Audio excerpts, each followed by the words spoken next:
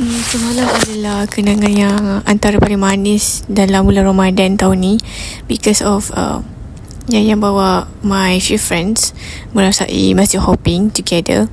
So basically after work kita go through one masjid. Nama dia Masjid Sultan Abdullah tau. So masjid ni sangat cantik. Ada bangunan sebelah dia Merdeka 118, ada juga taman, and dia punya architecture dia sangat-sangat modern, futuristic. Daripada segi design tempat wuduk pun cantik, luas. So kita make iftar at that place. Kita take iftar dekat sana. And ada my friends yang not wearing hijab lah, free hair. So bila diorang masuk dekat masjid tu, diorang rasa macam best. Diorang rasa semua orang macam welcoming diorang. And I impressed too because of the effort yang macam I ajak je, tapi diorang punya effort adalah diorang try untuk cari shawl, belajar untuk pin tudung macam mana, how to use the tudung and so on. Nak wearing that, nak try pakai without nampak rambut. And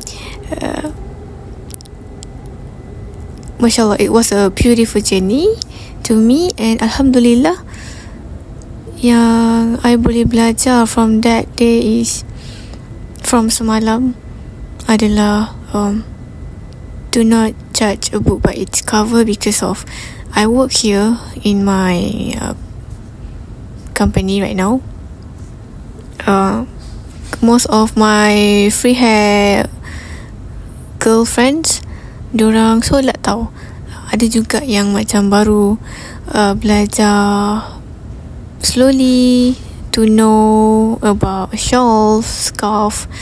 And semalam tu adalah kenangan yang cantik, indah. Sebab bayangkan masjid, buka je pintu masjid tu memang taman. So even though I nak pergi solat, diorang boleh pergi taman. So at least diorang tergerak hati nak pergi, nak try pergi masjid hopping kan. Alhamdulillah, that's a rezeki lah. So apart from that is, what I learned is to be humble, to be more beneficial to others.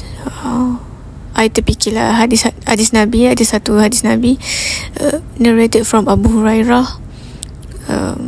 Our Prophet SAW said, the one who is a great person, a good person, is the one who is beneficial to others. Means kalau kita nak jadi baik, orang yang baik ni ciri-ciri dia adalah be beneficial, jadi bermanfaat untuk orang lain. Hadis ni hadis riwayat Ahmad. So hadis ni sahih. So I learn to be more down to earth after yesterday memories. She put the efforts of wearing scarf, kita iftar together. And ada yang belajar solat, I mean macam try to follow the imam, rapatkan saf. And macam I tengok how they go through diorang punya life, maybe dengan social environment, but still diorang ada tendency untuk try juga join masjid hopping. And I realised that hidayah tu already ada, cuma kita as Muslims kan, kita kena letak effort. And me as a friend, I need to ajak more and more frequently, because of there's a taufik behind it. Taufik ni apa? Taufik is okay, dia ada dua, hidayah and taufik. Hidayah is from Allah SWT, which is Allah kurniakan kita prophets, Nabi, sirah, ada hadis yang kita boleh follow, ada guideline from ulama and so on. And taufik is about our efforts. It is our part as humble kan. Teringat satu ayat Quran ni, wa idza sa'alaka ibadi anni, Allah kata kat Muhammad, oh Muhammad, qul fa inni qarib, kalau hamba aku datang dekat aku, Qul fa inni qarib. Cakaplah dekat dia orang yang aku ni dekat. So bila kita rasa dosa, kita rasa macam tak cukup buat baik, kita pula ajak orang buat baik. We know that kita masing-masing ada dosa masing-masing. Even me, seorang hijabis, ada je dosa aib sendiri kan. So bila kita rasa malu tu bagus lah. Tapi dekat sini Allah nak kata, jangan rasa jauh. Kita sebenarnya dekat dengan Allah SWT.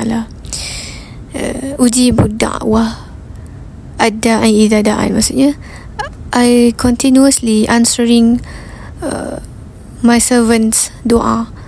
Continuously babe, continuously Allah mendengar doa kita.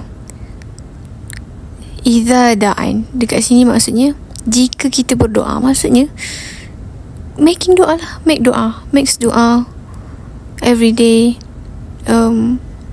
Tak apa, random doa in bahasa Melayu pun tak apa, it's okay. Allah still ujibu, bersifat continuously. Allah still jawab. I always reply continuously to my servants, my beloved servants. Maksud dia macam tu. So ada ciri-ciri servants yang Allah angkat doa dia. Macam mana? Wal yu'minu bi, maksudnya kita kena beriman dengan Allah. Kita kena cuba. Tak dapat buat semua, jangan tinggal semua. Itu dia. So la'alahum yarshudun, maksudnya bila kita ada guideline dengan Allah ni, la'alahum yarshudun, kita akan sentiasa dalam kebenaran. Itu yang Allah akan janjikan. But make sure idza da'ain, kalau kita berdoa, so Allah akan dekat, makin dekat dengan kita. Bila kita rasa jauh dengan Allah, kita rasa nak doa untuk jadi lagi baik, sebenarnya Allah tu dah dekat dah. Kita je yang kena keep on dekat Allah dengan taufik.